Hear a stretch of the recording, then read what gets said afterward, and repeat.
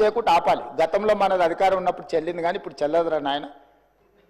ఇప్పుడు ఇట్లా చేస్తే ఊకోది ప్రభుత్వం అని మీరు మంచి చెప్పుకోవాలి. తలుపు మూసి లోపల ఇంట్లో కొంత చెప్పుకోవాలా?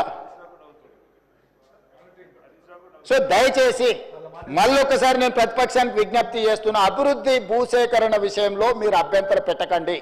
నష్టపరిహారం ఇద్దామా, ఏమిద్దామో చెప్పండి. Open debate for that. భూసేకరణ విషయంలో భూమి కోల్పోతున్న వాళ్లకు బాధ ఉంటుంది, దుఃఖం ఉంటుంది. ప్రత్యామ్నాయం ఏం చేద్దామో చెప్పండి. మూసి పరివాహక ప్రాంతంలో నష్టపోతున్న పేదలకు ఏమిద్దాము? ఒక మంచి కమ్యూనిటీ, ఒక గేటెడ్ కమ్యూనిటీ కట్టి వాళ్ళకి ఇండ్లు కట్టిద్దామా? లేకపోతే వాళ్ళకి నష్టపరిహారం బాగిద్దామా? లేకపోతే ఫ్యూచర్ సిటీ రోడ్లో పోయే వాళ్ళకి ఏ విధంగా నష్టపరిహారం ఇద్దాము? లేకపోతే ఫ్యూచర్ సిటీలో భూసేకరణకు సంబంధించి ఎంత నష్టపరిహారం ఇద్దాము? లగచర్లలో పేదవాళ్ళ భూమి పోతే ఏమిద్దామో చెప్పండి. ఇది ప్రభుత్వ ఖజానాలో నుంచి ఇచ్చేది ఎవరు? వాళ్ళు కానీ నేను కానీ ఎవరు మన ఇళ్లలో నుంచి తీసిస్తలేము. ప్రభుత్వ ఖజానా నుంచి అభివృద్ధిలో వాళ్ళు సహకరించినప్పుడు వాళ్ళకు రూపాయి ఎక్కువ నష్టపరిహారం ఇచ్చి వాళ్ళని ఆదుకునే బాధ్యత మనది. వాళ్ళకు ఉపాధి కల్పించే అవకాశం ఉంటే వాళ్ళకు ఉపాధి కల్పిద్దాం. వాళ్ళ కుటుంబాలకు ఉద్యోగ అవకాశం కల్పించేది ఉంటే ఉద్యోగ అవకాశం కల్పిద్దాం. కానీ భూసేకరణనే మేము అడ్డుకుంటాము, మేము ముందుకే పోనీయము. వేసిన ఆయన మీ దాంట్లోనే తీసుకోరు. కరెక్ట్, మంచి క్వశ్చన్ అడిగాడు. మల్లన సాగర్లో కేసులు వేసిన ఆయన వాళ్ళ దాంట్లోనే తేలేడు. పాలమూరు రంగారెడ్డిలో కేసు వేసిన ఆయన వాళ్ళ దాంట్లోనే తేలేడు. బీరం హర్షవర్ధన్ రెడ్డి కేసు వేసిండు అధ్యక్ష పాలమూరు రంగారెడ్డిలో. ఎంబడే అక్కడనే పక్కన కూర్చున్నాడు అధ్యక్ష. సభ్యుడు ఇక్కడ లేడు. కానీ కేసులు వేసిన వాళ్ళని మొత్తం లిస్టు తీద్దాం. కేసులు వేపించింది వాళ్ళే, కేసులు వేపించింది వాళ్ళే, చేర్చుకునేది వాళ్ళే. రాష్ట్ర అభివృద్ధిని అడ్డుకునేవాడు, కేసులు వేసి అడ్డుకున్న వాళ్ళను మీరు ఎట్లా కండువ కప్పారు అధ్యక్ష? ఎట్లా పార్టీలో చేర్చుకున్నారు? పార్టీలో చేర్చుకున్నారు. బీఫామ్ ఎట్లా ఇచ్చిండ్రు అధ్యక్ష? మళ్ళీ ఎలక్షన్లో ఎట్లా ఇచ్చిండ్రు అధ్యక్ష? అంటే ఇప్పుడు ఎట్లా మాట్లాడతారంటే 2014 నుంచి ఒకే చట్టం ఉంది కదా అధ్యక్ష. స్పీకర్ పదవి ఉంది, విప్ పదవి ఉంది, ప్రతిపక్షమే ఉంది. ఆనాడు ఎమ్మెల్యేలు మారితే మీరు మంత్రులు చేశారు. కనీసం మేము అట్లా కూడా చేయలేదు. మారలేదట వాళ్ళు. మేము మారనే లేదు, ముఖ్యమంత్రిని అభివృద్ధిలో కలిసి వచ్చినామంటారు. మీరు మంత్రులు చేసిన వాళ్ళు డిస్క్వాలిఫై కాలేదు, ఉప ఎన్నికలు రాలేదు. బాజాబ్తో గవర్నర్ దగ్గర పోయి మంత్రులే చేసి 5 ఏళ్ళు మంత్రి, 10 ఏళ్ళు, ఒక ఆయన 8.5 ఏళ్ళు, మా అక్క 4.5 ఏళ్ళు మంత్రి చేసింది. ఎన్నడూ ఉప ఎన్నికలు రాలే. కానీ ఇప్పుడు ఉప ఎన్నికలు వస్తే వచ్చే వారమే ఉప ఎన్నికలు అంటారు అధ్యక్ష. ఎట్లా వస్తాయి అధ్యక్ష? చట్టం మారలే, న్యాయం మారలే, స్పీకర్ ఆఫీసు సేమే ఉంది, పాలకపక్షం ప్రతిపక్షం అట్లనే ఉంది, రాజ్యాంగం అసలే మారలేదు. ఇంకెట్లొస్తాయి అధ్యక్ష ఉప ఎన్నికలు? నాకు అర్థం కాలేదు. ఏ రాజ్యాంగం ప్రకారం వస్తాయి అధ్యక్ష? డాక్టర్ బాబాసాహెబ్ అంబేద్కర్ గారు రచించిన రాజ్యాంగం ప్రకారము గత అనుభవాల దృష్ట్యా ఎప్పుడు కూడా పార్లమెంట్ ప్రాక్టీసెస్ అండ్ ప్రొసీజర్స్ అని ఉంటాయి అధ్యక్ష. చట్టంలో గ్రే ఏరియా ఉన్నప్పుడు గతంలో ఎలాంటి విధి విధానాలను ఆచరించారు, సాంప్రదాయాలు ఎట్లున్నాయని చూస్తారు అధ్యక్ష. 2014 నుంచి 2019, 2019 నుంచి 2023 వరకు ఏ సాంప్రదాయాలను ఈ సభ ఆచరించిందో అచ్చం గదే సాంప్రదాయాలను మనం ఆచరిస్తాం అధ్యక్ష. అంతే కదా అధ్యక్ష? తమరైనా నేనైనా సేమ్ సాంప్రదాయాలనే ఆచరిస్తాం కదా అధ్యక్ష. సో అందుకోసమని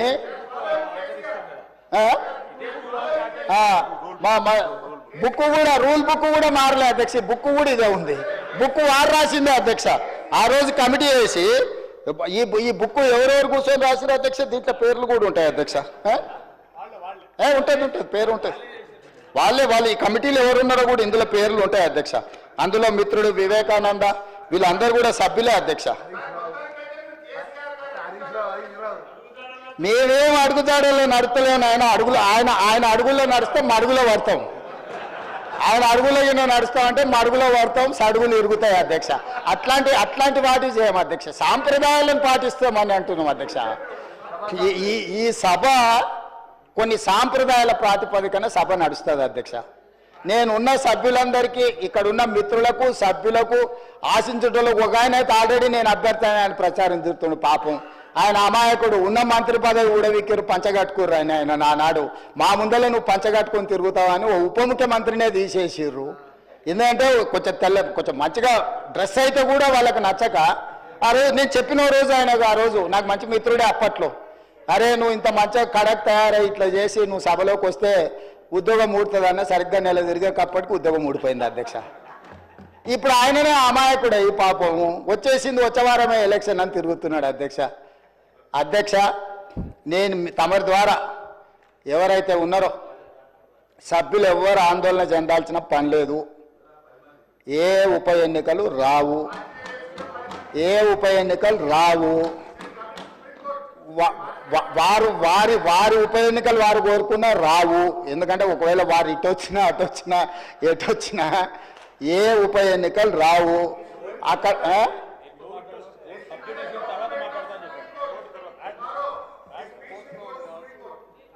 అదేవిధంగా హరీష్ రావు గారు బాగా గుర్తు చేశారు, విషయం సుప్రీంకోర్టులో ఉంది. ఆ సుప్రీంకోర్టులో సబ్జుడిస్ అయిన విషయంలో లోపల నేను మాట్లాడితే కొంత ప్రొటెక్షన్ ఉంది, కానీ బయట మాట్లాడే వాళ్ళకి ఎవరు ప్రొటెక్షన్ ఉండదు. Actual this house is immune for certain loss.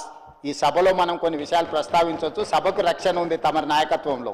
కానీ సభ బయట ఉప ఎన్నికలు వస్తాయి, అయిపోయింది, వచ్చేవారమే ఎన్నికలు, మల్లవారమే ఎన్నికలు, ఇదంతా ఉత్తదే అధ్యక్ష. అదేంది జరిగేది లేదు, పోయేది లేదు, ఎవరు ఆందోళన చెందాల్సిన పని లేదు. ఎందుకంటే ఉప ఎన్నికల మీద మనం దృష్టి పెట్టాల్సిన అవసరం లేదు. అభివృద్ధి మీద నేను ఎందుకు ఇవన్నీ విషయాలు చెప్తున్నా అధ్యక్ష తమరి ద్వారా అంటే, మా దృష్టి ఎన్నికలు ఉప ఎన్నికల మీద లేదు, మా దృష్టి రాష్ట్ర అభివృద్ధి మీద, రాష్ట్ర సంక్షేమం మీద, రాష్ట్రానికి పెట్టుబడులు తీసుకురావాలని, తద్వారా ఉద్యోగ ఉపాధి అవకాశాలు కల్పించాలని, శాంతి భద్రతలను కాపాడాలని, ఈ రాష్ట్రంలో ఎవరైనా తప్పులు చేస్తే వాళ్ళ పట్ల కఠినంగా వ్యవహరిస్తామని చెప్పడానికే ఈ అన్ని విషయాలు నేను ఇక్కడ ప్రస్తావించిన అధ్యక్ష. అంతకుమించి వేరే విషయం లేదు. అందుకే ప్రతిపక్ష పార్టీకి నేను సూచన చేస్తున్నా, మీ పట్ల మాకేం ద్వేషం లేదు, మాకెందుకు ఉంటుంది, ప్రజలు మిమ్మల్ని శిక్షించిండ్రు. ఇప్పుడు మీరు ఒక బాధ్యతతో కూడుకున్న సలహాలు సూచనలు ఇవ్వండి, తప్పకుండా వాటిని అమలు చేస్తాము. ఉప ముఖ్యమంత్రి గారు ప్రవేశపెట్టిన బడ్జెట్లో చాలా సహేతుకత ఉన్నది.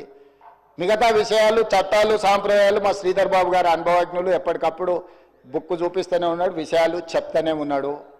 కాబట్టి దయచేసి అందరికీ నేను అడిగేది, అదేవిధంగా అక్బరుద్దీన్ ఓవైసీ గారు కూడా కొన్ని అంశాలను ప్రస్తావించారు, నేను వాటిని డీటెయిల్గా మాట్లాడతాను. ఏ ప్రతిపక్షమైనా మాకు ఇచ్చే సూచనలు మేము డెఫినెట్గా ఓ సమయంలో నేను హౌస్లో ఉన్నా లేకపోయినా మీరిచ్చే సభ్యులు ఏదైతే కోర్ ఇష్యూస్ రేజ్ చేస్తుందో వాటన్నిటిని నేను వింటూనే ఉన్నా, చూస్తూనే ఉన్నా. వాటిని పరిష్కరించుకొని ముందుకెళ్దాం. తమరు సభ్యులకు ఎవరెవరికి అవకాశం ఇవ్వాలనో తమరు అవకాశాలు ఇవ్వండి అధ్యక్ష. నా విజ్ఞప్తి ఒకటే, సూచనలకు సలహాలకు సమయం ఎక్కువ ఇవ్వండి. రాజకీయ దాడి చేస్తాం, ఎదురు దాడి చేస్తాం, క్షణికావేశంలో యాసిడ్ దాడులు చూస్తుంటాం కదా అధ్యక్ష. అట్లాంటి యాసిడ్ దాడులు లాంటి ఆలోచనలతో ఇక్కడ మాటలు మాట్లాడితే అది రాష్ట్రానికి నష్టం జరుగుతుంది. రాష్ట్రానికి నష్టం కలిగించే మాటలు ఎవరు అక్కడి నుంచి మాట్లాడినా, ఇక్కడి నుంచి మాట్లాడినా, ఎక్కడి నుంచి మాట్లాడినా వాటిని నియంత్రించండి అధ్యక్ష. ధన్యవాదాలు అధ్యక్ష. అక్బరుద్దీన్ ఓవైసీ జీ.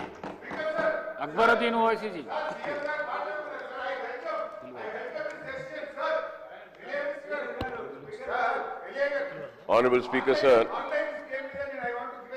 Sir,